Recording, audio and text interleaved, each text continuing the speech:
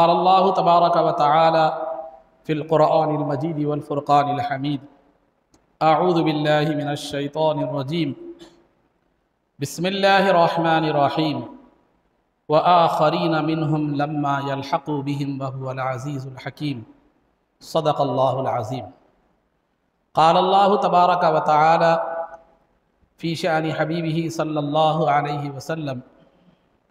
इन्नल्लाह व मलाइकतहु युसल्लूना अलन नबिय्य या अय्युहल्लज़ीना आमनू सल्लु अलैहि वसल्लिमू तस्लीमा। अल्लाहुम्मा सल्लि व सल्लिम व ज़िद व बारिक अला हबीबिका सय्यिदिना व नबिय्यिना व मौलाना मुहम्मद व अला आलिहि व अस्हाबिहि अजमाइन। अज़ीज़ान मोहतरम, चूँकि कल यानी गुज़रा हुआ जो कल यानी जुमेरात को 2 शाबानुल मुअज़्ज़म थी और 2 शाबानुल मुअज़्ज़म को सय्यदुना इमाम आज़म अबू हनीफ़ा रज़ी अल्लाह ताला अन्हु के विसाल का दिन है।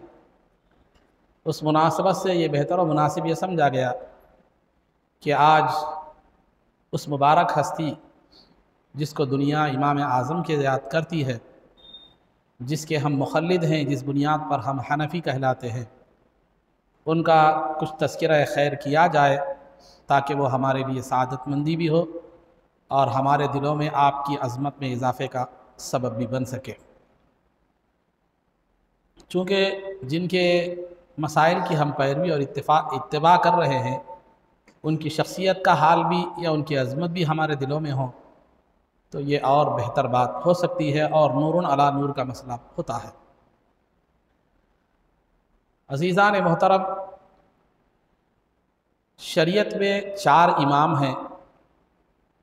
एक इमाम आज़म अबू हनीफ़ा और दूसरे इमाम मालिक और तीसरे जो है इमाम अहमद बिन हम्बल या चौथे इमाम शाफ़ई रहमतुल्लाहि ताला अलैह या इमाम शाफ़ई इमाम अहमद बिन हम्बल फरमाइए। ये कोई खुलफ़ा की तरतीब नहीं है, आप जिसको जिस तरतीब से भी बयान फरमा दे, कोई हरज की बात नहीं है। खुलफ़ाए राशिदीन की तरतीब शरीयत में मुमकिन ये है कि उसी तरतीब से वहाँ पर ईमान रखना है और अक़ीदा रखना है।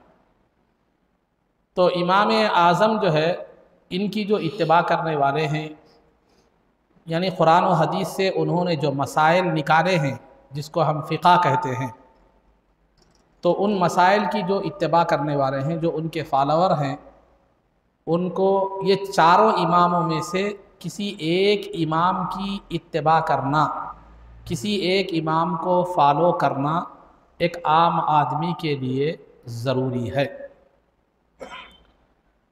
और इनकी उसको उन लोगों को जो इनकी इत्तिबा और फॉलोअर हैं, इनको जो फॉलो करते हैं उनको मुख़ल्लिद कहते हैं, और जो इनको फॉलो नहीं करते, जो इनकी तक़लीद नहीं करते, उनको गैर मुख़ल्लिद कहा जाता है। एक आम आदमी के लिए जो कुरान और हदीस से मसाइल निकालने की सलाहियत नहीं रखता, इन चारों में से किसी एक की इत्तिबा करना क्या है, वो ज़रूरी है। और इनकी इत्तिबा को तर्क कर देना या ये कहना कि मैं डायरेक्ट कुरान और हदीस से समझ लूँगा या चारों की इत्तिबा मैं करूँगा, ये गुमराही है, ये गुमराही है। क्योंकि इनमें से किसी एक की इत्तिबा करने पर उलमा का इजमा है और इजमा के ख़िलाफ़ जाना ये गुमराही है। कुरान करीम में अल्लाह ने फरमाया, वमन यत्तबि गैर सबीलिल मुमिनीना नुवल्लिही मा तवल्ला व नुस्लिही जहन्नम, कि जो आम मुसलमानों के रास्ते से हटकर दूसरे रास्ते की इत्तिबा करे, दूसरे रास्ते पर चल पड़े, तो हम उसको उसी रास्ते के हवाले कर देते हैं जिस पे वो चढ़ा है और उसका ठिकाना जहन्नम है। और कुरान सरकार ने फरमाया, ला तज्तमिउ उम्मती अला दलालह, कि मेरी उम्मत गुमराही पर जमा नहीं हो सकती। तो लिहाजा अक्सर उम्मत तक़लीद करने वाली है, उम्मत का अक्सर हिस्सा जो है ना किसी इमाम को मानने वाला है। तो लिहाजा अल हक़्क़ु दाइरतुन बैनहुम, कि हक़ इन्हीं के दरमियान है। ये चारों इमामों में से किसी एक की तक़लीद में ही क्या है मालूम है, हक़ है और नजात है और दुनिया व आखिरत में कामयाबी है। ये एक तक़लीद के हवाले से जब बात आई तफसील में समझाऊँगा। तो बहरहाल इमाम आज़म की जो तक़लीद करते हैं, उनको जो फॉलो करते हैं, उनको हनफ़ी कहा जाता है। अबू हनीफ़ा रहमतुल्लाह अलैह की तक़लीद करने वालों को, इमाम मालिक की तक़लीद करने वालों को, यानी कुरान और हदीस से उन्होंने जो मसाइल निकाले हैं उसको, उसकी पैरवी करने वालों को मालिकी कहा जाता है। फिर इमाम अहमद बिन हम्बल रहमतुल्लाह ताला अलैह की पैरवी करने वालों को हम्बली कहा जाता है। फिर इमाम शाफ़िई रहमतुल्लाह ताला अलैह की पैरवी करने वालों को शाफ़िई कहा जाता है। इन बुज़ुर्गों की तशरीफ़ आवरी तो सरकार के ज़माने के बाद हुई, लेकिन सरकार दो आलम सल्लल्लाहु अलैहि वसल्लम ने इनके आने की खुशखबरी जो है ना अपने ज़माने में ही इरशाद फरमा दी थी। चुनांचे इमाम मालिक के ताल्लुक़ से जो है ना ये सरकार का इरशाद है कि लोग अपनी सवारियों पर सवार होकर दूर दूर से आएंगे तो इल्म हासिल करने के लिए, इल्म को तलब करने के लिए, तो ला यजिदूना अहदन अअलम मिन आलिमिल मदीनती, तो उस वक्त वो आलिम मदीना से ज़्यादा इल्म वाला किसी को नहीं पाएंगे। आलिम मदीना से ज़्यादा इल्म वाला किसी को नहीं पाएंगे। और वो आलिम मदीना जो है वो इमाम मालिक रहमतुल्लाह ताला अलैह, इमाम मालिक रहमतुल्लाह ताला अलैह है। तो चूँकि आपको उलमा मदीना में आपका शुमार होता था और आप आलिम मदीना के नाम से याद किए जाते हैं उलमा के दरमियान। और दूसरे सरकार ने दूसरी हदीस में फरमाया, ला तसुब्बु कुरैशन फ़इन्न आलिमहा यमलउल अर्द इल्मन औ कमा क़ाल अलैहिस्सलातु वस्सलाम, कि जो है ना तुम कुरैश को बुरा भला मत कहो, क्योंकि उनमें एक आलिम पैदा होगा जो ज़मीन को इल्म से भर देगा, और वो हैं इमाम शाफ़िई रहमतुल्लाह ताला, मोहम्मद बिन इदरीस शाफ़िई रहमतुल्लाह ताला अलैह, जो कुरैशी नस्ल थे। अब रहा खुतबा मसनूना के बाद मैंने जिस आयत मुबारका की तिलावत का शरफ़ हासिल किया, उससे ऊपर से अल्लाह रब्बुल इज़्ज़त ने ऊपर की आयत में सरकार को भेजने का मकसद बयान फरमाया। सूरह जुमा की आयत है ये, हुवल्लज़ी बअसा फ़िल उम्मिय्यीना रसूलन मिनहुम यतलू अलैहिम आयातिही व युज़क्कीहिम व युअल्लिमुहुमुल किताबा वल हिकमता। ये जो तफसील पीछे से चलती हुई आ रही है, अल्लाह ने रसूल पाक सल्लल्लाहु अलैहि वसल्लम को अरब के अनपढ़ लोगों में जो है ना भेजा, ताकि सरकार उनको इल्म के ज़ेवर से आरास्ता करे, किताब व हिकमत उन्हें सिखाए, की तालीम उन्हें दे और उनके ज़ाहिर व बातिन को पाक करे।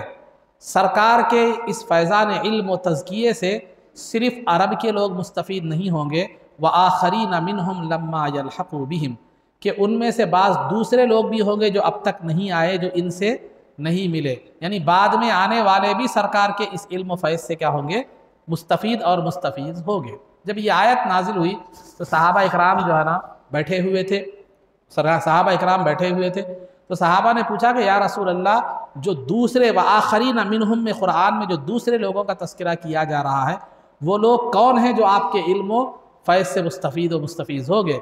तो वहाँ सलमान फ़ारिसी रज़ी अल्लाह ताला अन्हु भी उस महफ़िल में मौजूद थे। तो सरकार दो आलम सल्लल्लाहु अलैहि वसल्लम ने अपना दस्ते मुबारक उन पर रखकर फरमाया कि लौकान, अहादीस के मुख्तलिफ़ अल्फाज हैं, बुखारी, मुस्लिम, मौजम तबरानी, ये अहादीस की जो किताबें हैं, इनमें जो रिवायात हैं उनका खुलासा मैं अल्फाज के इख्तिलाफ़ के साथ बयान कर रहा हूँ। कि बाज़ रिवायतों में है कि लौकानल ईमानु, बाज़ रिवायतों में है कि लौकानद दीनु, हाँ एक है, बाज़ रिवायतों में है लतनावलहु रजुलन, बाज़ रिवायतों में है कि लतनावलहु रिजालुन, ऐसे अल्फाज हैं। तो लौकानद दीनु अविल ईमानु बिसुरैया, दीन और ईमान अगर सुरैया सितारे के पास भी हो, वहाँ पर भी हो, मुअल्लक़ के अल्फाज भी वहाँ लटका हुआ हो, यानी मतलब सुरैया सितारा तमाम सितारों में सबसे बुलंद तरीन सितारा होता है। तो अगर दीन और ईमान उतनी ऊंचाई पर भी हो तो लतनावलहु रजुलुम मिन अबनाई और रिजालुन, तो फारिस के लोगों में से कुछ लोग या एक आदमी क्या कर लेगा, उसको वहाँ से भी हासिल कर लेगा, वहाँ से भी उस इल्म को क्या करेगा, लेकर जो है ना आएगा। उसकी दूरी जो है ना उसको कोई नुकसान, उसको कोई इसके लिए कोई माना जो है ना नहीं रखेगी। तो ये सरकार ने फरमाया।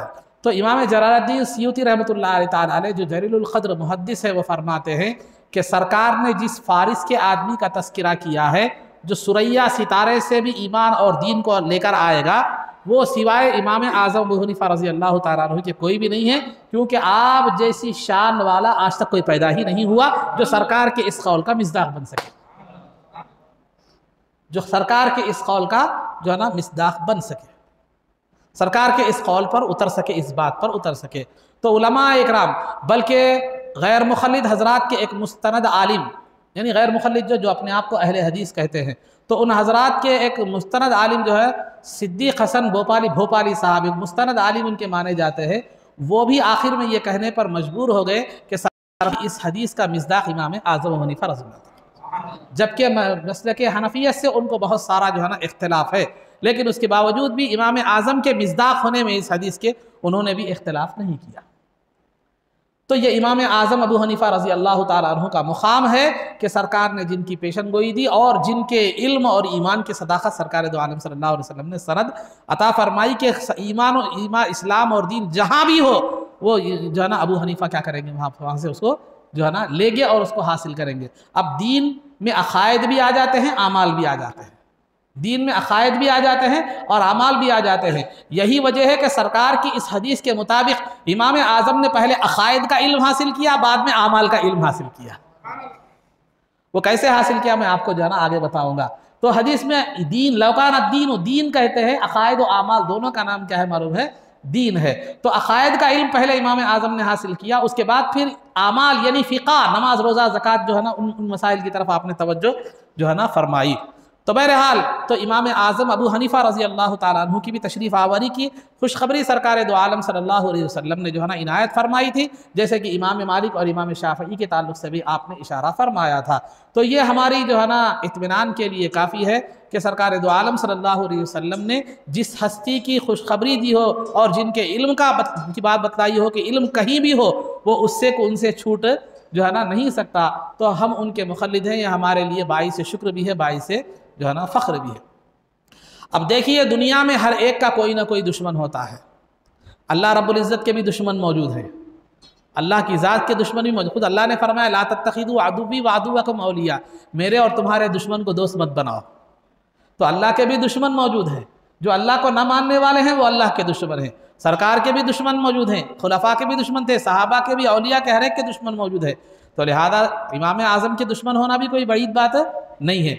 चुनांचे कुरान में खुद अल्लाह ने फरमाया वकदालिका जअलना लिकुल्लि नबिय्यिन अदुव्वन शयातीनल इंसी वल जिन्न, हमने हर नबी के लिए शैतानों में से भी एक दुश्मन बनाया, इंसानों में से भी एक दुश्मन बनाया। क्या न सरकार के दुश्मन नहीं है, मौजूद नहीं है। सरकार की ज़ात जैसे जो है ना बहैसियत मखलूक सरकार की ज़ात जैसे बेऐब और बेनक्स व जवाब बेनक्स है, वैसी कायनात में कोई ज़ात जो है ना सरकार की मिस्र नहीं है। लेकिन फिर भी एतराज़ करने वालों ने एतराज़ किया और आपकी शान में गुस्ताखी करने वालों की तादाद भी अच्छी खासी क्या है मौजूद है। तो लिहाजा बहरहाल ये लोग आईना होते हैं, इनमें आकर हर एक अपनी तस्वीर क्या कर लेता है जो है ना देख लेता है। तो इसी तरह इमाम आज़म की हस्ती पर भी एतराज़ करने वाले अहले इल्म भी रहे हैं, जुहला भी रहे हैं। आपके ज़माने में बास तासुब रखने वालों ने आप पर इल्म रखते हुए भी क्या किया है, एतराज़ किया है। इल्म रखने के बाद अगर आदमी के अंदर तासुब की कैफियत हो तो इल्म रखने के बावजूद भी वो जो है ना हक गोई नहीं कर सकता और वो एतदाल पर कायम जो है ना नहीं रह सकता। तो इमाम आज़म के ज़माने में भी इमाम आज़म की मुकाम और अज़मत को कम घटाने के लिए बहुत से लोगों ने बहुत से जो है ना हथकंडे इस्तेमाल किए।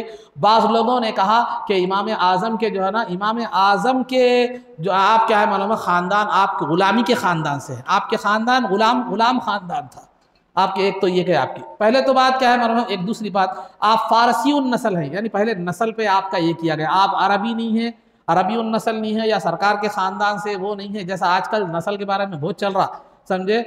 तो घर और नस्ल की बुनियाद पर ही घर वाले दर वाले तकसीम क्या हो गई वो हो गई। तो यार नस्ब की बुनियाद पर जैसे क्या बाज़ लोगों ने ऐसे ही कहा कि आप फ़ारसी उन नस्ब है, आपका नस्ब फ़ारसी से है, ना जो अरब का नस्ब है ना जो कोई सरकार के नस्ब में से कोई अच्छे नस्ब में से नहीं है। तो नस्ब की बुनियाद पर आप लोगों ने जो है ना फ़ारसी उन नस्ब होने का ताना देकर आपकी अज़मत को घटाने की कोशिश की। लेकिन उन लोगों ने जो ये नहीं देखा कि सरकार दो आलम सल्लल्लाहु अलैहि वसल्लम ने खुद सलमान फ़ारिसी के ताल्लुक़ से फरमाया कि सलमान मिन्ना अहलुल हदीथी अहलुल बैती, कि सलमान हमारे अहले बैत है, सलमान हमारे अहले बैत हैं। ये उन्होंने नहीं देखा। जब सलमान फ़ारसी होकर अहले बैत हो सकते हैं तो फिर अबू हनीफा फ़ारसी होकर अहले बैत क्यों नहीं हो सकते? नहीं आप बोलेंगे नहीं सरकार सलमान का नाम लेके अहले बैत बोले थे, इमाम आज़म को बोले थे क्या? तो आगे और आइए कुल्लु बर्रिन व तक़िय्यिन अहलु बैती, ये जो है ना हर नेक और परहेजगार शख्स मेरा अहले आली कुल्लु बर्रिन व तक़िय्यिन, मेरी आल में से हर वो शख्स है जो मुत्तकी और परहेजगार। हाँ तो मेरे पर तो इमाम आज़म की तक़वा और तहारत को तो जो है ना दुनिया मानती थी, आपके इमामुल मुत्तकीन होने को मुहद्दिसीन मानते थे, अइम्मा मानते थे, जो है ना बड़े बड़े लोग क्या करते थे मालूम है, मानते थे। तो फिर आप जो है ना फारसी नस्ल होना कोई जो है ना नुकसान नहीं पहुंचा सकता सरकार के इस कौल के सामने कि हर मुत्तकी मेरी आल में से है। तो पहले तो नस्ल का ताल्लुक जो है ना नसब का जो है ना कोई अगर नसब अगर अरबी ना हो, नसब या सरकार के ख़ानदान से ना हो, तो ये कोई बेहुरमती या कोई जो है ना बेइज्जती का मामला नहीं है। अगर सरकार की आल से हो तो ये अजमत का मामला ज़रूर है, लेकिन सरकार की आल से ना होना ये बेइज्जती की बात तो नहीं है, बेइज्जती की बात तो नहीं है। तो लिहाजा अजीज़ान मोहतरम, बाज़ लोगों ने आप फारसी हैं ये कहकर जो है ना आपको मजरू, आपकी अजमत को मजरू करने की कोशिश की, लेकिन वही फारसी के हवाले से सरकार ने फरमाया कि वही फारसी शख्स होगा जो सुरैया सितारे से भी ईमान और दीन को क्या करेगा, हासिल जो है ना करेगा। तो बहरहाल अजीज़ान मोहतरम, बाज़ लोगों ने आज इस तरह की ये कहा, बाज़ लोगों ने ये कहा कि आपके दादा गुलाम थे, बनु तमीम के गुलाम, बनु तैमुल्ला या बनु तमीम, बाज़ लोगों ने कहा है कि बहरहाल आप गुलाम थे, आपके दादा गुलाम थे, दादा गुलाम थे, ये बात भी जो है कही गई है। लेकिन अरबी में जो है ना एक लफ्ज़ है मौला, एक लफ्ज़ है क्या है, मौला। मौला का लफ्ज़ क्या होता है, गुलाम के लिए भी इस्तेमाल होता है, आका के लिए भी इस्तेमाल होता है, गुलाम के लिए भी इस्तेमाल होता है, आका के लिए भी इस्तेमाल होता है। और उस ज़माने में जो लोग मिस्र और इराक़ वग़ैरह के जो लोग नए नए मुसलमान होते, उनको भी मौला कहा जाता था, उनको भी मौला जो है ना कहा जाता था।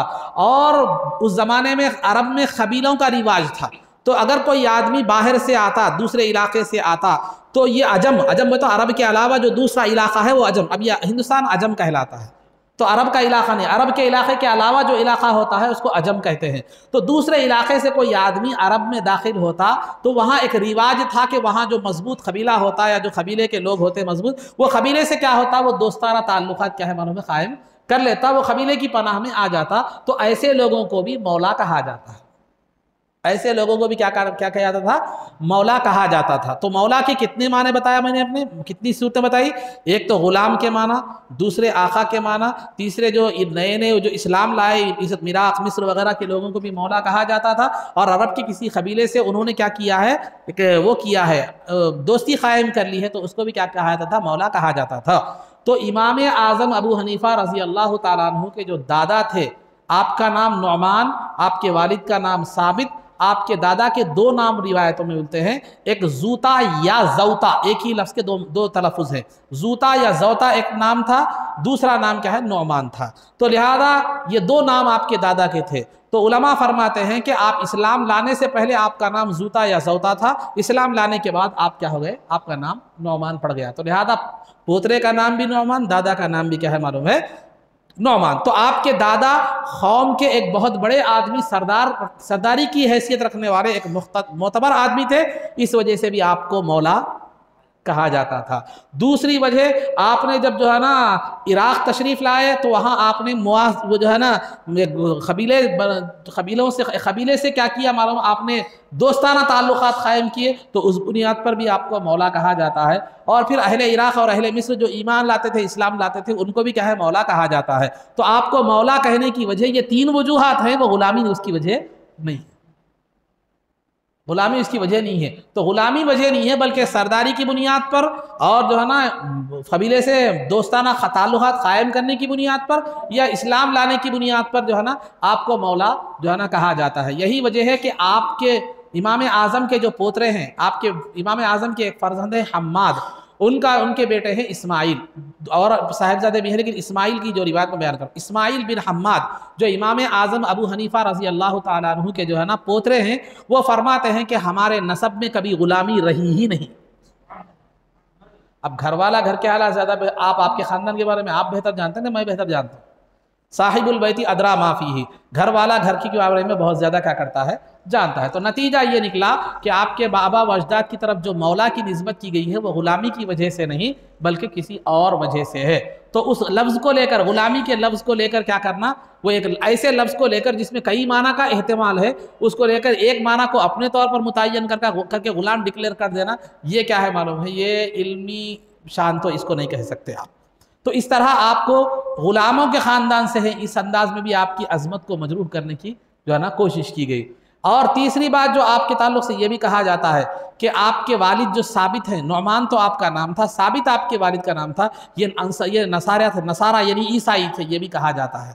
लेकिन याद रखिए कि आप ईसाई नहीं थे, आपके वालिद इस्लाम पर ही पैदा हुए।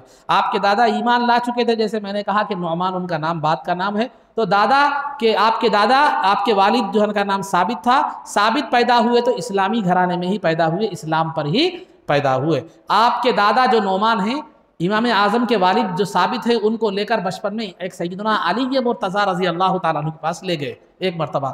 रिवायतें दो तरह की हैं, एक नौरोज़ एक ईद होती थी, महाराजान एक दो किस्म के एक फेस्टिवल्स होते थे, तो उस मौके पर क्या किया आप, कुछ हलवा लेकर फालूदा लेकर क्या किए मालूम है, साबित के साथ क्या किए, आपके जो है ना दादा जो नुअमान इमाम आज़म के दादा, आपके वालिद साबित के साथ सैयदना अली मुर्तज़ा रज़ी अल्लाह ताला अन्हु के पास गए, फालूदा पेश किया, तो अली रज़ी अल्लाह ताला अन्हु ने साबित की औलाद में खैर बरकत की दुआ फरमाई, खैर बरकत की जो है ना दुआ फरमाई।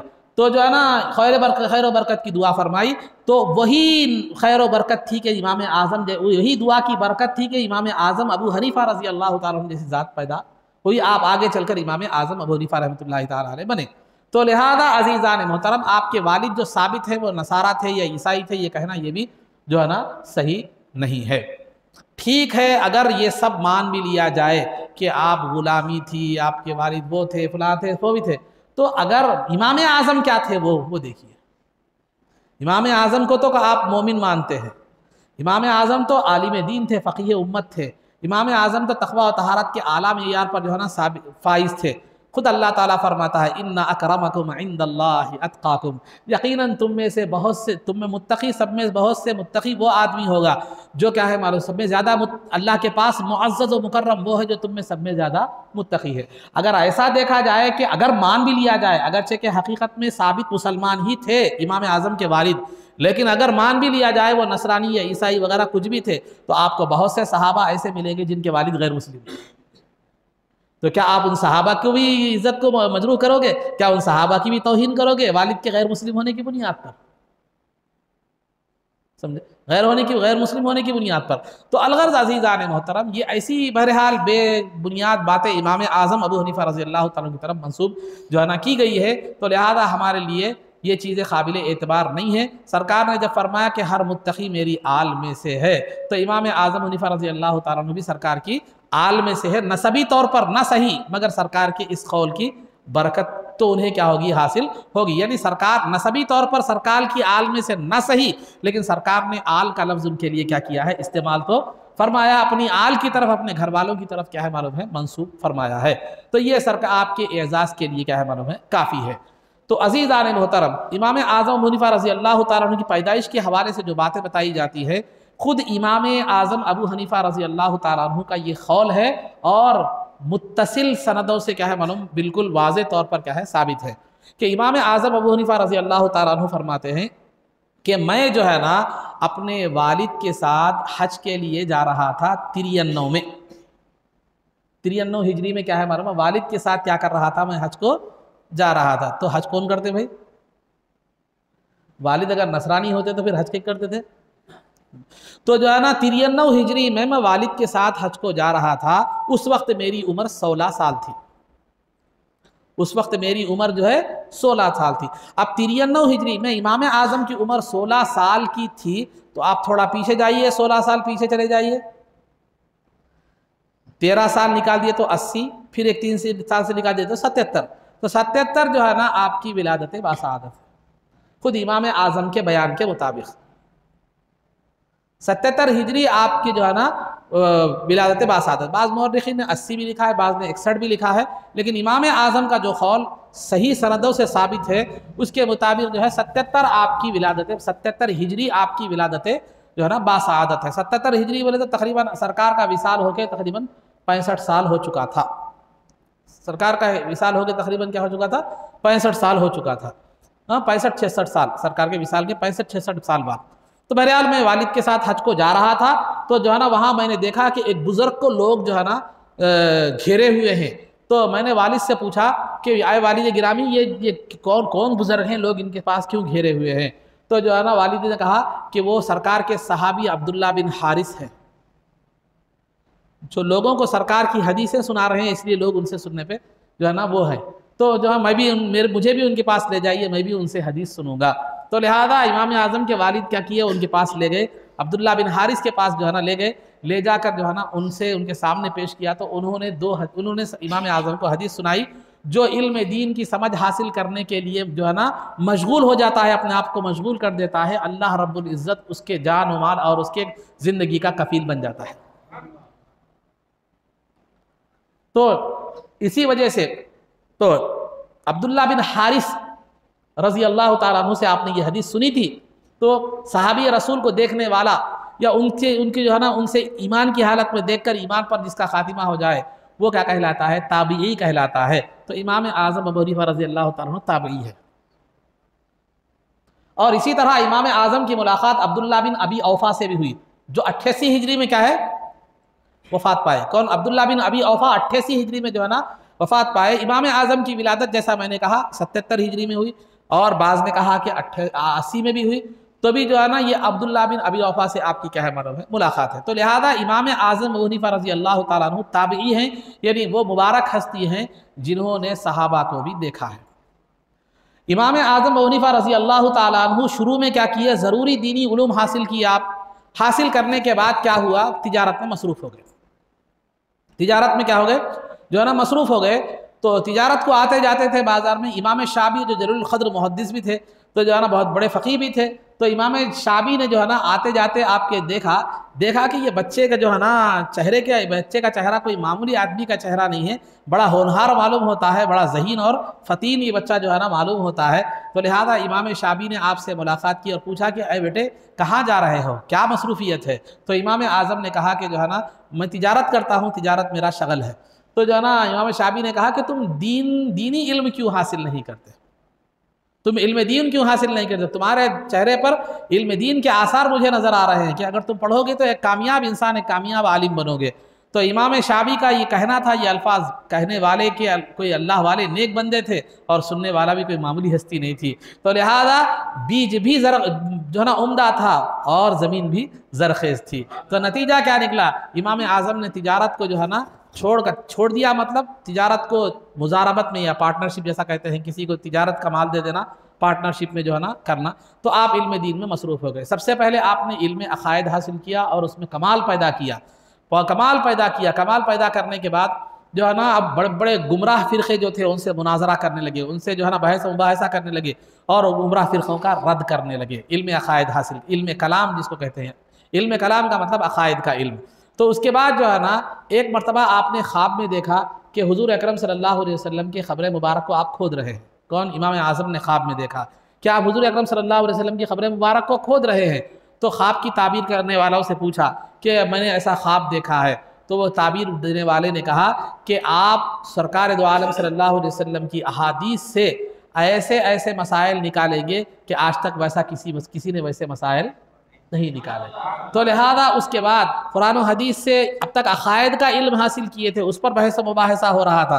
अब मसाइल निकालने की तरफ क्या हुई, ये ख्वाब आपको तवज्जो आपकी ख्वाब की वजह से हुई, ख्वाब की वजह से जो है ना तवज्जो हुई।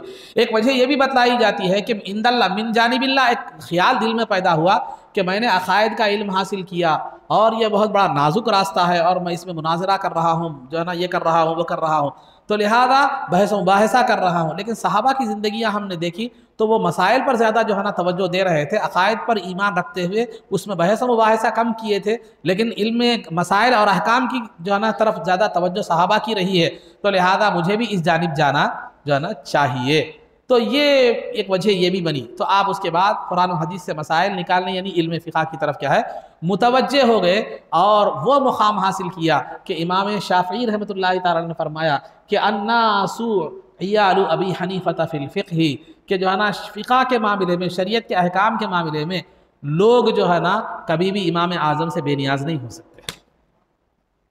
तो उसके बाद हम्माद जो आपके उस्ताद थे, हम्माद का जो है ना का दर्स आपने की क्लास ज्वाइन की और आपने वो काबिलियत और सलाहियत हासिल की कि जो है ना बहुत बड़ी आप थोड़ी ही चंद ही दिनों में, क्योंकि ज़हीन थे, बहुत ज़्यादा सलाहियतें थी, तो थोड़ी ही दिनों में उस्ताद के जो है ना नूर नज़र बन गए।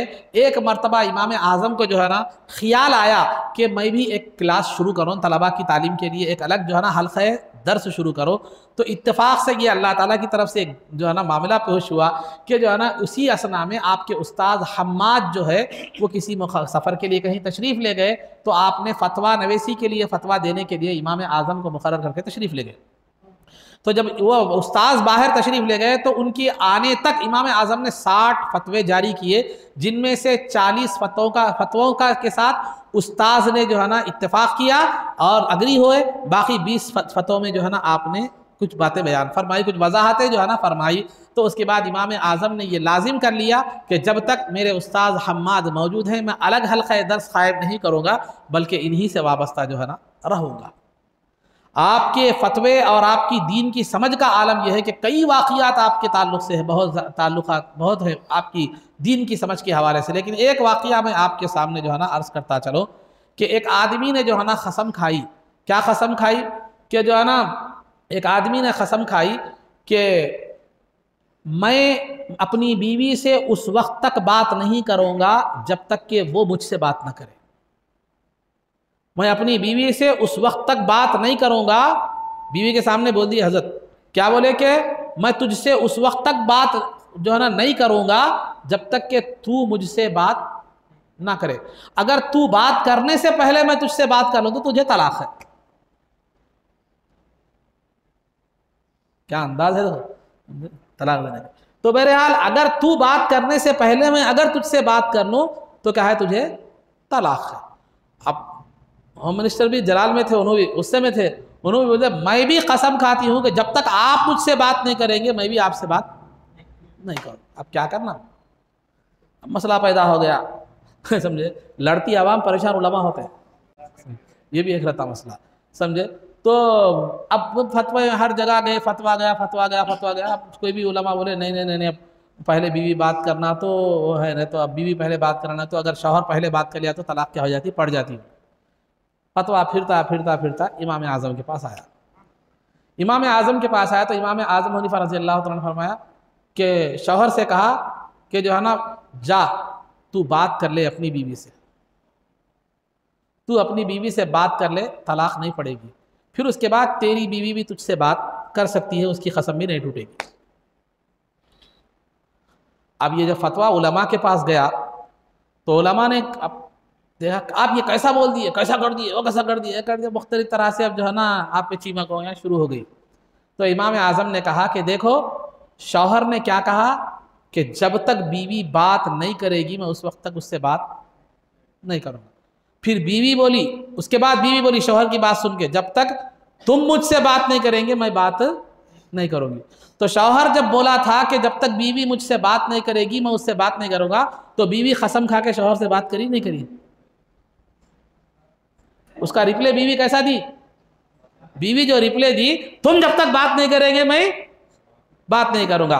तो बीवी बात करी नहीं करी शौहर से, तो शौहर का वो पूरा हो गया नहीं। अब उन बात कर सकता नहीं कर सकता, बीवी से कर सकता। तो शौहर जब बीवी से बात किया तो बीवी की बात भी पूरी हो गई कि तुम जब तक मेरे से बात नहीं करोगे मैं भी बात नहीं करूँगी। तो शौहर बात कर लिया तो फिर बीवी भी क्या हो गई, बात कर ली। तो इस तरह क्या हो गया, ये जो मामला है ऐसे तलाक का मामला जो है ना सुलझ गया। ये इमाम आज़म हनीफा रहमतुल्लाह अलैह की दीन की समझ थी कि पहले शौहर ने कसम खाई बीवी जब तक बात नहीं करेगी मैं नहीं करूँगा। बीवी जो है ना कसम खा के क्या कर ली, शौहर से बात कर ली। अब शौहर को बात करने का रास्ता क्या हो गया, हमवार हो गया। इमाम आज़म ने कहा कि जाके तू बीवी से बात कर। तो शौहर ने जब बीवी से बात की तो बीवी ने जो कसम खाई कि तुम जब तक बात नहीं करोगे मैं नहीं करूँगी, तो लिहाजा शौहर जाके जब बात किया इमाम आज़म के हुक्म पर तो बीवी को भी अब बात करने का मौका मिल गया। इस तरह उनकी कसम भी नहीं टूटी, इसकी तलाक भी वाक़ई जो है ना नहीं हुई। ये थे इमाम आज़म अबू हनीफा रज़ी अल्लाह तआला अन्हु के फ़ैसले, ये थी आपकी दीन की समझ। ऐसे बेशुमार वाक़ियात मिलते हैं जो क्या है मालूम है, जहन और अक्ल को दंग कर देते हैं, जहन और अक्ल को दंग कर देते हैं। वक्त में वसअत नहीं है कि बयान किया जा सके। तो अलगर्ज़ अज़ीज़ान मोहतरम, तो इमाम आज़म हनीफा रज़ी अल्लाह तआला अन्हु की फ़िक़ा ये है, आज दुनिया में सबसे ज़्यादा मकबूल और सबसे ज़्यादा अगर मुख़ल्लिदीन फॉलोअर्स हैं तो ये इमाम आज़म अबू हनीफ़ा रज़ी अल्लाह ताला अन्हु के जो है ना लोग फॉलोअर्स हैं, हनफ़ी हैं दुनिया में। हिंदुस्तान जाइए, पाकिस्तान जाइए, अफ़गानिस्तान जाइए, जितने भी कई इलाके ऐसे हैं जहाँ इमाम आज़म हनीफ़ा रज़ी अल्लाह ताला अन्हु के फॉलोअर्स, तमाम अइम्मा में सबसे ज़्यादा मुक़ल्लिदीन जो है इमाम आज़म अबू हनीफ़ा रज़ी अल्लाह ताला अन्हु के मुक़ल्लिदीन पाए जो है ना जाते हैं। और आपकी फ़िक़ा इमाम आज़म अबू हनीफ़ा रज़ी अल्लाह ताला अन्हु की फ़िक़ा सरकार की बारगाह में मकबूल भी है। यहया बिन मुआज़ रहमतुल्लाहि ताला अलैह जो है ना, अली हुजवेरी रहमतुल्लाहि ताला अलैह ने इस वाक़िये को बयान फरमाया है। और वाक़िया जिनके साथ पेश आया वो थे यहया बिन मुआज़। यहया बिन मुआज़ रज़ी रहमतुल्लाहि ताला अलैह ने अपने ख्वाब में सरकार दो आलम सल्लल्लाहु अलैहि वसल्लम को देखा। तो सरकार दो आलम सल्लल्लाहु अलैहि वसल्लम को देखकर पूछा कि या रसूल अल्लाह, मैं आपको कहाँ तलाश करूँ, मैं आपको कहाँ तलाश करो। तो सरकार दो आलम सल्लल्लाहु अलैहि वसल्लम ने फरमाया कि इंदा फ़िक़ही अबी हनीफ़ा, अबू हनीफ़ा की फ़िक़ा में मुझे तलाश करो। तो ये है सैयदना इमाम आज़म अबू हनीफ़ा रहमतुल्लाहि ताला अलैह की जो है ना ये फ़िक़ा और आपकी फ़िक़ही जो है ना सलाहियत। हदीस शरीफ में सरकार दो आलम सल्लल्लाहु अलैहि वसल्लम ने फरमाया कि मन युरिदिल्लाहु बिही खैरन युफ़क़्क़िहु फ़िद्दीन, अल्लाह जिसके साथ दुनिया व आखिरत की भलाई का इरादा करता है उसको दीन में समझ अता फरमाता है। तो इमाम आज़म को दीन में समझ अता फरमाना, आपको वो समझ हासिल थी, वो मलेका हासिल था जो मसाइल उस वक्त के फ़ुक़हा तय हल नहीं कर सकते थे, उन मसाइल को इमाम आज़म चुटकियों में हल कर देते थे। और आपके ज़माने में आप जैसा फ़क़ीह जो है ना बहुत कम थे, आप जैसी फ़िक़ा और आप जैसी समझ रखने वाली हस्तियाँ बहुत कम थी। तो लिहाजा इमाम आज़म हनीफ़ा रहमतुल्लाह अलैह की ये फ़क़ाहत और दीन की समझ का मामला ये था। इबादत और रियाज़त का मामला ये था कि 40 साल तक आपने इशा के वज़ू से फ़जर की नमाज़ अदा फरमाई। एक मरतबा तहज्जुद की नमाज, रात के आखिरी हिस्से में तहज्जुद की नमाज आप अदा फरमा रहे थे, तहज्जुद की नमाज अदा फरमा रहे थे। तो किसी ने कहा कि जो है ना ये वो शख्स है जो रात भर जो है ना इबादत करता है, ये वो शख्स है जिनकी रातें इबादत में क्या करती है, गुजरती है। तो इमाम आज़म हनीफ़ा रज़ी अल्लाह ताला अन्हु ने जब उस आदमी की बात सुनी तो आपने फरमाया कि लोग हमारे ताल्लुक़ से रात भर शब बेदारी का जो है ना गुमान रखते हैं, तो हमें भी उनके गुमान के मुताबिक बनना चाहिए। तो लिहाजा उसके बाद आपने रात का आखिरी हिस्सा नहीं बल्कि पूरी रात इबादत में गुजारा। एक मरतबा रात में इशा के बाद नफिल नमाज में जो है ना कुरान की तिलावत फरमा रहे थे, ये जो है ना आयत पर पहुँचे कि बलिस्साअतु मौइदुहुम वस्साअतु अदहा व अमर, बलिस्साअतु मौइदुहुम वस्साअतु अदहा व अमर, के क़ियामत उनका ठिकाना है, उनका वक्त मुक़र्ररा, उनका मुक़र्ररा वक्त क्या है, क़ियामत है। और क़ियामत बड़ी धौलनाक और जो है ना बड़ी नागवार चीज़ है। जब ये आयत पर पहुँचे तो माना का क़ल्ब पर यह असर हुआ कि यही आयत तिलावत करते रहे, नमाज में सारी रात गुजर गई और यहाँ तक कि मुअज़्ज़िन ने फ़ज्र की अज़ान दी। एक मरतबा सूरह ज़िलज़ाल की तिलावत फरमा रहे थे, इशा के बाद खड़े हुए नमाज में ज़िलज़ाल की तिलावत कर रहे थे। फ़मन यअमल मिस्क़ाल ज़र्रतिन खैरन यरा वमन यअमल मिस्क़ाल ज़र्रतिन शर्रन यरा, जो कोई ज़र्रा बराबर नेक अमल करेगा अल्लाह उसको उसका बदला अता फरमाएगा, जो कोई ज़र्रा बराबर बुरा अमल करेगा अल्लाह उसको उसका बदला अता फरमाएगा। ऐसी कैफियत तारी हो गई, आँखों से आंसू जारी हो गए और दाढ़ी मुबारक भीग गई और जो है ना रोते ये आयत को दोहराते जाते यहाँ तक कि सुबह हो गई, फजर का वक्त हो गया। तो ये इमाम आज़म हनीफ़ा रज़ी अल्लाह ताला अन्हु की इबादत का मामला, ये एक दो मिसालें मैं आपके सामने दी है। और एहतियात का मामला क्या था, चूँकि मैंने बताया आपको पार्टनरशिप में कारोबार, कपड़े का कारोबार करते थे, तो आपने कपड़े की थाने अपने पार्टनर को दी और देकर कहा कि देखो इसमें एक थान में ऐब है, पूरी थाने तो अच्छी हैं, एक थान में ऐब है, जब किसी को बेचना तो वो ऐब बताकर बेचना कि ये थान में ये ऐब है, ये बताकर जो है ना बेचना। तो वो जो पार्टनर था वो गलती से क्या कर दिया, पूरी थाने बेच दिया, वो ऐबदार थान भी बगैर ऐब जो है ना बताए कि क्या कर दिया, बेच दिया। और किसको बेचा वो याद भी नहीं रहा। तो जब इमाम आज़म हनीफ़ा रज़ी अल्लाह ताला अन्हु को उसने रकम ला कर दी और कहा कि, तो इमाम आज़म ने पूछा कि मैंने जो बात कही थी तुमसे कि ख़रीदार से ऐब को ज़ाहिर कर देना, क्या तुमने जो है ना वो बताया? तो कहा कि हज़रत मैं भूल गया उसको बताना। तो साहब ने पूछा कि वो कौन आदमी है जिसको तुमने ऐबदार थान दी है? तो उसने कहा कि वो किसको दिया मुझे वो भी याद नहीं है। तो वो तमाम थानों से 30,000 की रकम हासिल हुई थी, आपने पूरी सदका कर दी। एहतियात का मामला यह था कमाई में, क्योंकि लुक़मा हराम अगर पेट में, एक भी लुक़मा अगर हराम का पेट में चला जाता है तो दिल की दुनिया बर्बाद हो जाती है, रूह तारीक हो जाती है, दुआएं मकबूल नहीं होती, इबादत की तरफ रग़बत ख़त्म हो जाती है और बातिन जो है ना गंदा हो जाता है, सियाह हो जाता है। ये एक निवाले का मासर है। मौजूद सामीन इकराम, हम ज़िंदगी में ऐसे कैसे की खा ले रहे हैं, कईयों खा ले रहे हैं। लुक़्मा हराम का मतलब यही नहीं है कि नाजायज़ तरीक़े से कमाया जाए, खा वो नाजायज़ तरीक़े से कमा जाए, धोखा देकर कमा जाए, झूठ बोलकर कमाया जाए, या किसी हराम आदमी के घर की दावत को लुक़्मा बनाया जाए, या आप पर ज़कात नहीं है, ज़कात आप साहिब माल हैं, कहीं ज़कात का रकम, ज़कात की रकम खा ले जो आप पर लाजिम नहीं है, जिसकी आप मुस्तहिक़ नहीं है। तो अलगर्ज़ अज़ीज़ान मोहतरम, ये इमाम आज़म अबू हनीफ़ा रज़ी अल्लाह तआला अन्हु का तक़वा और तहारत थी।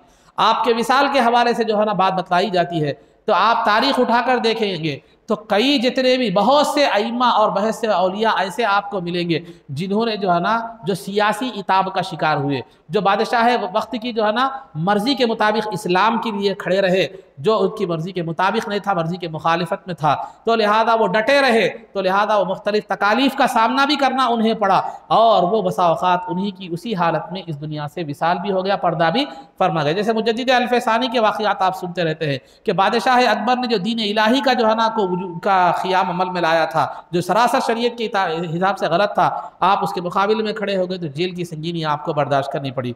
तो इसी तरह इमाम आज़म अबू हनीफ़ा रज़ी अल्लाह तआला अन्हु को जो है ना खलीफा अबू जाफ़र मंसूर ने जो है ना क्या किया, आपको ख़ज़ा का ओहदा सौंपा, पेश किया, यानी आपको जज बनाने का जो है ना ओहदा आपके सामने पेश किया, तो आपने उसका क्या कर दिया, कबूल करने से उस ओहदे को इनकार कर दिया। तो उसने आपके इस इनकार पर वो गज़बनाक हो गया और उसने आपको जेल में क़ैद कर लिया और रोज़ाना आप पर 10 कोड़े मारे जाते रहे, रोज़ाना आप पर 10 कोड़े मारे जाते रहे। तो उसके बाद आखिर में 2 शाबानुल मुअज़्ज़म 150 हिजरी में जो है ना आप इस दुनिया से पर्दा फरमा गए। बाज़ रिवायतों में सिद्दे की हालत में पर्दा फरमाने का भी जिक्र मिलता है। तो उसके बाद आपकी नमाज जनाजा जब पढ़ी, तो पहली मरतबा नमाज जनाजा जब पढ़ी गई तो 50,000 लोग आपके जनाजे में मौजूद थे। जब आपको दफन कर दिया गया तो 20 दिन तक आपकी ख़ब्र मुबारक पर नमाज जनाजा जो है ना होती रही। तो अलगर्ज़ अज़ीज़ान मोहतरम, ये थे हमारे इमाम आज़म अबू हनीफ़ा रज़ी अल्लाह तआला अन्हु के जो है ना ज़िंदगी के मुबारक हालात, आपके तक़वा और आपकी जो है ना परहेज़गारी, फिर आपका इल्म और दीन की समझ। तो लिहाजा हमें फ़ख्र भी है, शुक्र भी है कि हम आपके फ़ॉलोअर हैं और आपकी इत्तिबा करने वाले हैं। ज़माना बदल चुका है, अब आपके सामने ऐसी आवाज़ें भी आएगी, कुरान और हदीस हमारे अमल के लिए जो है ना काफ़ी है, या इमाम की ज़रूरत क्या है, ये इमामों की ज़रूरत क्या है, फ़लाँ फ़लाँ फ़लाँ, ये बहकावे में आप मत आइए। ये बोलने वाले ऐसे लोग हैं जो नाज़िरा सही नहीं पढ़ सकते, जिनको 5 कलमे याद नहीं है, जो तजवीद के ते से वाकिफ़ नहीं है, कुरान देखकर जिन्हें पढ़ना नहीं आता वो कह रहे हैं कि कुरान और हदीस से हम पढ़ लेंगे। और आप देखेंगे कि वो भी कुरान और हदीस से डायरेक्ट नहीं समझते, किसी की अपने आलिम की तफसीर पढ़कर समझते हैं या किसी तर्जुमा जो है ना पढ़कर समझते हैं। वो सब तर्जुमा पढ़कर हदीस को समझ रहे हैं, तर्जुमा पढ़कर कुरान की आयत समझ रहे हैं, और फिर दावा ये है कि हम डायरेक्ट कुरान और हदीस से समझ। ये भी तो एक तरह की तकलीद ही है, ये भी तो एक तरह की, आप डायरेक्ट कुरान और हदीस से कहाँ समझ रहे हो, आप किसी आलिम की बताई हुई तफसीर पढ़कर समझ रहे हो कुरान को, किसी आलिम की बताए हुए तर्जुमे से हदीस को क्या कर रहे हो, समझ रहे हो। फ़र्क ये है कि आप जिस आलिम की इत्तबा कर रहे हैं उसको मखलूक, उसका पड़ोसी भी उससे भी इत्तफाक नहीं रखता, उसके घर वाले भी उस पर मुत्तफक नहीं है। लेकिन हम जिन अइम्मा की इत्तबा करते हैं वो अपने ज़माने के इल्म, तक़वा, तहारत और लिल्लाहियत के अतबार से जो है ना बेमिसल मिसाल थे, जिनकी विलायत और जिनके अल्लाह वाले होने में किसी को शक नहीं था। तो ये अब बेहतर बात यह है कि आप या तो जो है ना बीमार हो जाए। मिसाल के तौर पर मैं आपके सामने बोलता हूँ कि एक आदमी को हार्ट अटैक की बीमारी आ गई, हार्ट अटैक की बीमारी आ गए, तो 2 आदमी हैं, दोनों को हार्ट अटैक आ गया। एक जाकर क्या कर रहा है, मेडिकल शॉप से गोली लेकर खा रहा है, एक जाकर क्या कर रहा है, मेडिकल शॉप से गोली लेकर जो है ना खा रहा है। एक कार्डियोलॉजिस्ट से क्या हो रहा है की तरफ जा रहा है, उससे क्या है, उसको बताकर उसके जैसा वो रेफर कर रहा है उस हिसाब से गोलियां खा रहा है। तो मैं आपसे पूछ रहा हूँ कौन महफूज है, मेडिकल शॉप से गोली लग खाने वाला या नहीं तो स्पेशलिस्ट जो दिल का कार्डियोलॉजिस्ट जो है उससे लेने वाला। तो लिहाजा अक्लमंदी का तकाजा यह है कि जो जिस फ़न का माहिर है जो है ना उसी की तरफ जो है ना रुजू होना ये बेहतर है। जो जिस फ़न का माहिर नहीं है, जिसके अंदर वो सलाहियत नहीं है, वो जो है ना आपकी जान भी ले सकता है।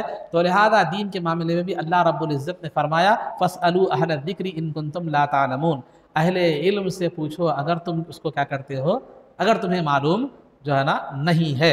तो लिहाजा अहले इल्म जो है ना ये सही माना में अहले इल्म जो है वो इमाम आज़म हैं, इमाम मालिक हैं, इमाम अहमद बिन हम्बल है, इमाम शाफ़ी रहमतुल्लाहि तआला अलैहिम है।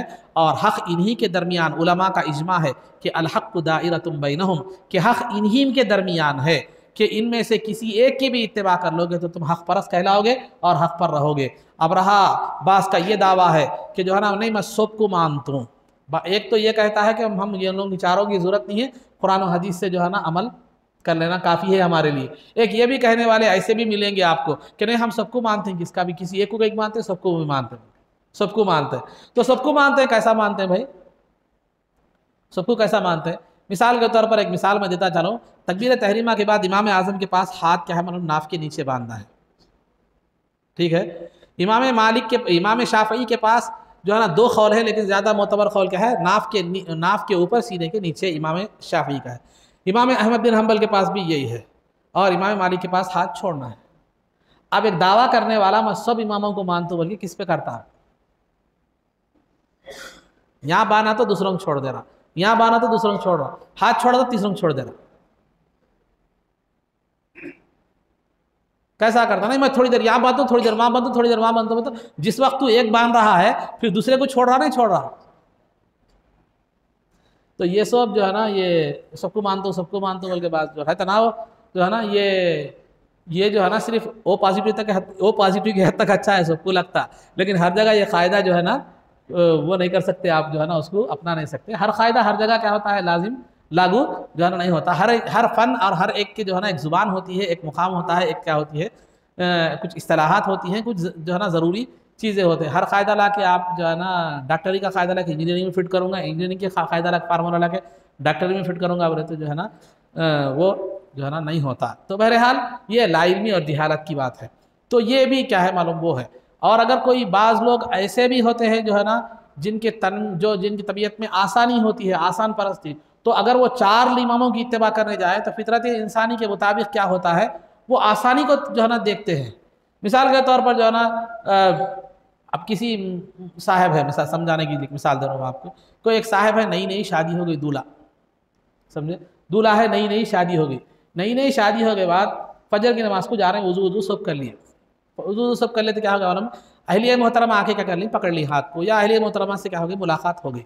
मुलाकात का मतलब हम बिस्तरी नहीं बता रहा हूँ, खाली मुलाकात हो गई, या बोसो किनार हो गया अहलिया मोहतरमा से।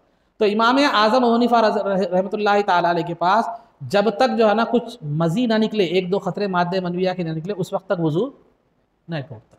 इमाम शाफ़ई के पास क्या है, औरत के छूते ही वो होते ही क्या होता है, वज़ू टूट जाता, अगरचे के वो मज़ी के ख़तरे ना भी निकले। अब दूल्हा, नया नया दूल्हा, फजर को नहीं जाने का, जाड़े के मौसम में चारा कैसा की, दीनदार था या मौलाना से सुना था नमाज की अहमियत, कुछ भी था, सख्त जाड़े का मौसम है, जो है ना जा रहा है, जाते जाते अहलिया मोहतरमा टच हो गए। अब इमाम शाफ़ई के हिसाब से देखा गया तो फिर वज़ू करना, इमाम आज़म के हिसाब से देखा गया तो फिर वज़ू ज़रूरत नहीं है, जब तक के मज़ी यानी मादे मनविया के एक दो ख़तरे ना निकले, उस वक्त तक वज़ू नहीं टूटता। तो लिहाजा अब जो हनफी है वो सीधा सीधा वज़ू कर लेता, चले जाता, जो वज़ू नहीं करे बगैर क्या करता, चले जाता, और जो शाफ़ई है वो वज़ू कर लेके चले जाता, क्योंकि हमारे इमाम का ये ख़ौल। अब ये बीच में रहने वाला क्या करेगा, जो ये दावा करता कि जो है ना सब जो है ना मैं सबकी इत्तिबा करता हूँ, सबकी इत्तिबा करता हूँ, क्या करेंगे आप? जाहिर सी बात है, जाड़ा है, बाहर सख्त है, फिर वज़ू करना, अब फिर कहाँ पानी के पास जाना, फिर अब तक अभी पानी गर्म कर लेके बड़ी मुश्किल से कर लिया वज़ू में, जो है ना अब फिर वज़ू करना, तो जाहिर से क्या देखेंगे, क्या सोचेंगे, और नहीं मैं इमाम आज़म अबू हनीफा रहमतुल्लाह अलैह के ऊपर चलता हूँ, इमाम आज़म अबू हनीफा रहमतुल्लाह अलैह के पास चलता हूँ। और ठीक है, चला इमाम आज़म पे चलते हुए क्या करा, निकल गया बगैर वज़ू करे, रास्ते में गया, जाते ठोकर लग गई, खून निकल के बह गया। इमाम शाफ़ई के पास वज़ू नहीं उठता, इमाम आज़म के पास टूट जाता। इमाम शाफ़ई के पास वज़ू नहीं टूटता, इमाम आज़म के पास टूट जाता। वहाँ तो इमाम शाफ़ई को ओवरटेक करके क्या करा था, इमाम आज़म के साथ हो गया था। अब यहाँ खुद इमाम आज़म के पास वज़ू टूट रहा, अब वज़ू करना है, क्या कर, नहीं ठीक है, इमाम शाफ़ई है ना उधर से। तो इस तरह क्या हो गया, ये शरीयत परस्ती नहीं होती, नफ्स परस्ती होती है। मिसाल मैंने क्या की है आपको जो है ना दी है, क्योंकि इंसान की तबीयत में आसानी होती है, इंसान जो आसानी देखता है वही क्या कर लेता, उसी की तरफ जाता है, ये फितरत इंसानी होती है। फिर आज के ज़माने में हमारे पास ना वो तक़वा है, ना तहारत है, ना वो ये है कि जो है ना एहतमाम कर सके, वो कर सके। हमारे पास तो अल्लाह करीम बोलने वाले बहुत हो गए, अल्लाह करीम बहुत हो गया, समझे, ये हो गया। तो ये आसानी, ये जो है ना शरीयत परस्ती नहीं होती, बल्कि जो है ना ये नफ्स परस्ती हो जाती है। इसकी मिसाल, उम्रे को जाने का इत्तेफाक हुआ तो मैंने अरब की कई मसाजिद में जाने का, जैसे मस्जिद क़िबलतैन, मस्जिद क़ुबा वगैरह वगैरह दीगर मसाजिद में, अरब में ये रिवाज आम है कि आपको जो है ना जमात, जो मस्जिद में जमात होती है, वो जमात होने के बाद 2 3 4 जमातें बनती ही रहती हैं, बनती ही रहती है, बनती ही रहती है, बनती ही रहती है। तो जो है ना आया 2 आदमी जमा हो गए, जमात बना ले, 2 आदमी जमा हो गए, जमात बना ले, 2 आदमी जमा हो गए, जमात बना ली। तो एक मरतबा क्या हुआ, एक साहब मेरे साथ थे। अहनाफ के पास क्या है, अहनाफ के पास ये है कि पुराने जो उलमा है मुतक़द्दिमीन, उनके पास एक मरतबा जमात हो गई तो फिर दोबारा जमात बनने की इजाज़त नहीं। बाद के फुक़हा ने थोड़ी गुंजाइश दी है कि बहुत से लोगों की छूट गई है, इत्तेफाकन ऐसा हो गया है, आदत के तौर पर नहीं हो रहा, तो फिर क्या कर सकते हैं, बना सकते हैं, जहाँ नमाज हुई है उससे हट के क्या है दूसरी जगह बना सकते हैं। इतनी गुंजाइश क्या है सिर्फ रखी गई है। लेकिन वहाँ ऐसा कुछ भी नहीं है, ऐसा कुछ भी नहीं है, बल्कि क्या है मालूम है, आया 2 जमा हो गई, जमात बना ली, 2 जमा हो गए, चलते रहते जमातें, चलते रहते चलते रहते। तो एक मरतबा मैं गालिबन जो है मस्जिद खुबा में, मस्जिद खुबा नहीं, मस्जिद जो खंदक है वहाँ पर, जहाँ खंदक के पास मसाजिद, 7 मसाजिद के नाम से मस्जिद है, तो वहाँ पर जाके इत्तेफाक हुआ, मगरिब की नमाज क्या हुई, नमाज मैं पढ़ लिया था, पढ़ लेने के बाद जमात के बाद फिर 1-2, मैं जब तक था 2 जमातें पढ़ ली है। तो मेरे साथ क्या है और एक साहब भी थे, तो वहाँ के हमारे अजीज़ों में से एक थे, उनको क्या है, फिर दोबारा जब नमाज का मौका आया तो उन्होंने कहा जमात बना लीजिए। बोले तो मैं बोला नहीं बनाता जमात, बोल के बोला मैं जमात, अपन दोनों मिलकर जमात बना लिए, बोले मैं नहीं बनाता, बोल के बोला क्यों, बोल के बोले तो हमारे मसलक हनफी में ऐसा है कि जो है ना ज़रूरत है, कई लोगों की छूट गई है, तो उसको क्या करना है, ये कर लेना है, बार बार उसको जमात नहीं बनाना। तो उन्होंने क्या बोले, नहीं बार बार जमात, एक सवाब की उम्मीद रहती ना, जमात के साथ सवाब ज़्यादा रहता ना, एक सवाब की उम्मीद पर जो है ना बनाते हैं यहाँ पर। मैं उनको वही हवाला दिया, देखो हम लोग कल मस्जिद में गए थे, वहाँ 2 से 3 जमातें हमने देखी, हर कोई आ रहा जमात बना रहा, हर कोई आ रहा जमात बना रहा, इससे जमात की अहमियत क्या रही, बोल के बोला नहीं, सवाब की उम्मीद है ना, जमात का सवाब ज़्यादा है और सवाब की उम्मीद पर बनाते हैं। ठीक है, जब सवाब की उतनी उम्मीद है, थोड़ा पहले आके जमात में शरीक नहीं होते, तकलीफ भी नहीं होना, सवाब भी मिलना, ये कौन सा तरीका है। अगर आपको सवाब की, नमाज की, जमात के साथ नमाज पढ़ने की उतनी ज़्यादा अहमियत है आपके पास, थोड़ी देर पहले इमाम के साथ शरीक हो जाओ ना, दुनिया भी नहीं छोड़ेंगे, दीन भी नहीं छोड़ेंगे, बोले तो कैसा। ये बात आम है, ये बात आम है। और बसा औक़ात तो एक नमाज पढ़ता था, पीछे से जो है ना हाथ पीछे से लगा के, उन भी क्या होता है इख्तिदा में शामिल हो जाता। अगर सामने वाला अगर वही फ़र्ज पढ़ रहा है तो फिर भी गुंजाइश है पीछे वाले की नमाज। बसा औक़ात सामने वाला नफिल पढ़ते रहता, दूसरी सुन्नत पढ़ता रहता, पीछे वाला आके फ़र्ज़ की इख्तिदा की नीयत से क्या करता, उसको हाथ लगा के शरीक हो जाता। इन सुन्नत पढ़ रहा, उन फ़र्ज़ पढ़ रहा, ये अदना नमाज है, वो आला नमाज है। कैसे होती नमाज। बल्कि मैं तो एक लतीफ़ा भी देखा था, आप भी देखे होंगे, जो है ना किस पे, व्हाट्सएप और फेसबुक पे, एक आदमी किताब पढ़ ले ठहरता तो पीछे से आके हाथ लगा के ठहर जाता, तो नमाज कैसे ठहरता, अल्लाह अकबर, उन पलट के देखे तो किताब पढ़ता रहता। वो बेचारा किताब पढ़ने वाला, क्या बात है मुझे कोई हाथ लगा रहा हो, पीछे देखे तो नमाज के लिए ठहर जाते उसकी इख्तिदा में। एक लतीफ़ा है, मगर एक हैसियत से देखा जाए तो वो भी मुमकिन हो सकता है, क्योंकि बाज़ अइम्मा के पास नमाज में कुरान देख कर पढ़ना भी जायज़ है। अगर कोई उस इमाम का आदमी, कोई आदमी क्या करे मालूम है, खाली कुरान की तिलावत कर रहा है, नमाज में नहीं है, तो पीछे से आगे क्या करते हैं, हाथ लगा के ठहर गया, तो वो नमाज नहीं पढ़ रहा था बल्कि खाली कुरान की तिलावत कर रहा था। तो बहरहाल बताना ये मकसूद है। तो इन अइम्मा की ज़िंदगियाँ, इन्होंने शरीयत को समझा और शरीयत के मिजाज को समझा, और इन्होंने मसाइल हमारे सामने आसानी से पेश किए। अरे मिल रहा रे भाई, अच्छा जाके खामोश खा ले, मत नहीं, मैं पका के खाता बोले तो। अरे माहिर बावर्चियाँ पका के रखे हुए हैं, इंतज़ाम है, अच्छे से अच्छा खाना, वो उस सेक्शन के, उस जो है ना फील्ड के अच्छे से अच्छे माहिर बावर्चियाँ पका के रखे हुए हैं। जा खाना खा, मत नहीं, मैं खुद पका ले खाता, खुद को पकाने नहीं आता, लेकिन पका ले खा तो बोले तो कच्चा पका लेता, पेट में दर्द होता, सेहत ख़राब कर लेता। तो ये इसको नादान नहीं तो और क्या बोलेंगे। ठीक, तो बहरहाल ये चंद बातें थी, इस तरह की बातें आएंगी, बहुत सी बातें आपके सामने। क्या ज़रूरत है, क्या हमारे लिए कुरान हदीस काफ़ी नहीं है क्या, वो नहीं है क्या, ये नहीं है क्या, जो है ना कई बातें आपके सामने आएंगी। तो कुरान और हदीस में उसूल बयान किए गए हैं, और वो उसूल समझने की आपके अंदर सलाहियत नहीं है। अब ये तकरीर सुन रहे, इसका भी जिक्र कुरान और हदीस में नहीं है, माइक का, लाउड स्पीकर का, तो फिर अब इसको क्या बोलते हैं, कुरान और हदीस से निकाल के बताओ। हमारे अइम्मा ने क्या किया मालूम है, इसको रखा, देखा, इसको परखा, कुरान और हदीस के उसूल पर रखा कि क्या इससे आवाज़ में तब्दीली आती है या नहीं आती।